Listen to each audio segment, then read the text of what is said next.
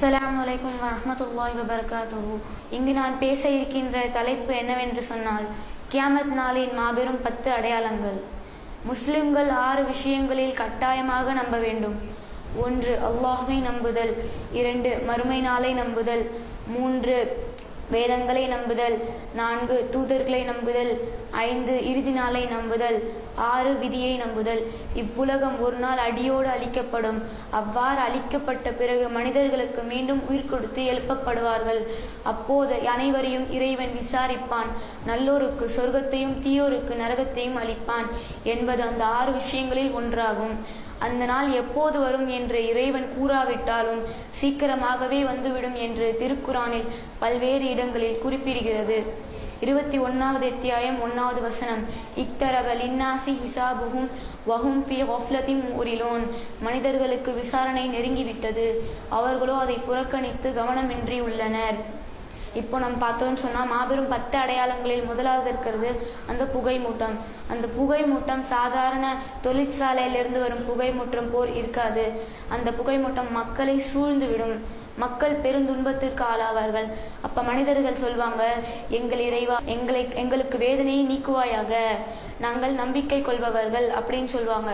அப்ப சொல்வான், நாங்கள் உங்களுக்கு நல்ல நபிமார்களை தந்துள்ளோம், ஆனால் நீங்கள் அவர்களை இழிவுபடுத்தி பிறரால் கற்றவர்கள் என்று பைத்தியக்காரனை விட மோசமாக நடத்தினீர்கள்.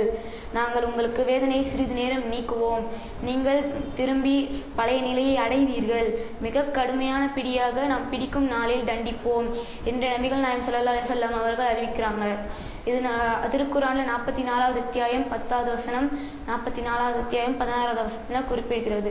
2வது அடையாளம் தஜ்ஜாலின் வருகை. மிகப்பெரிய பொய்யனாக ஒற்றை கண்ணன் தஜ்ஜால் வருவான். அவனை பற்றி எந்த நபிமார்களும் தன் சமுதாயத்திற்கு எச்சரிக்காம இருந்தது கிடையாது. அதுபோல நபிகள் நாயகம் ஸல்லல்லாஹு அலைஹி வஸல்லம் எச்சரிக்கிறாங்க, தஜ்ஜால் ஒற்றை கண் ஊனமற்றவன், ஆனால் உங்கள் இறைவன் ஒற்றை கண் ஊனமற்றவன் அல்ல என்று நபிகள் நாயகம் ஸல்லல்லாஹு அலைஹி வஸல்லம் அவர்கள் எச்சரிக்கிறாங்க. இதை அறிவிப்பவர் அனஸ் ரலியல்லாஹு அன்ஹு. நூல் புகாரி 7131. இஸ்பஹான் பகுதியை சேர்ந்த யூதர்களாக அவன் தோன்றுவான் அப்படி நபிகள் நாயகம் ஸல்லல்லாஹு அலைஹி வஸல்லம் அவர்கள் சொல்றாங்க. இதை அறிவிப்பவர் ஐஷா ரலியல்லாஹு அன்ஹா. நூல் முஸ்லிம் 5237. அடுத்ததாவது அடையாளம் ஈசா நபியின் வருகை. மரியமின் புதல்வன் ஈசா நபி அவர்கள் அல்லாஹ் அனுப்புவான். அவர்கள் குங்குமச்சாயம் தோய்த்து அவர்கள் 2 கைகளையும் மலக்குமார்களின் இறக்கைகள் மேல் அமர்ந்து கொண்டு வருவார்கள். அவர்கள் பைத்துல் முகத்தஸ் அருகில் லூத் என்ற கிராமத்தில் தஜ்ஜாலை கொல்வார்கள் என்று நபிகள் நாயகம் ஸல்லல்லாஹு அலைஹி வஸல்லம் அவர்கள் சொல்றாங்க. இது 4வது அடையாளம் யஜூஜ் மௌஜூஜ் கூட்டத்தினர். யஜூஜ் மௌஜூஜ் கூட்டத்தினர்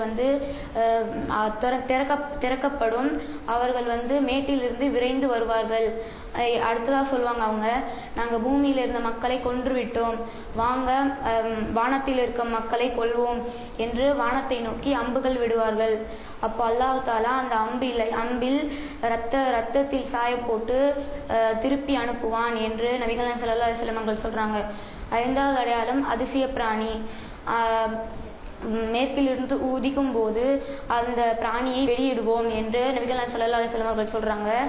அந்த பிராணி நம்ம அவங்களுடைய கட்டளைக்கு நிகழும் போது அப்போ அந்த பிராணியை அனுப்புவாங்க. அந்த பிராணி நம்ம என்ன தப்பெல்லாம் செஞ்சோம் அதெல்லாம் திருத்துறதுக்கு நம்மளுக்கு ஒரு அட்வைஸாக சொல்லும். 6வது அடையாளம் 7, 8, 9வது அடையாளம் 3 பூகம்பங்கள் நிகழும். 6வது அடையாளம் மேற்கிலிருந்து சூரியன் உதிக்கப்படும்.